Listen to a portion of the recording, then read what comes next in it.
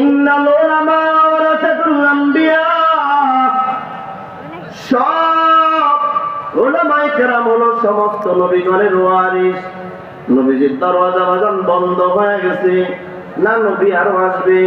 না, কথা বলে আরো আসবে? কেউ যদি বলে নবীর পরে নবী আছে, বলেন সে ইমানদার না বেঈমান? বলেন ইমানদার না বেঈমান? তাহলে কাদিয়ানি ইমানদার না কাফের? আবার বলেন ইমানদার না কাফের?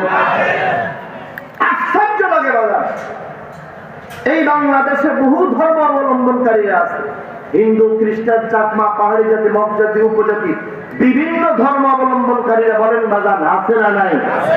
কোন ধর্ম নিয়ে কারো এত মাথা ব্যথা নেই, ইসলাম ধর্ম নিয়ে যত মাথা ব্যথা, ঠিক না বলেন না?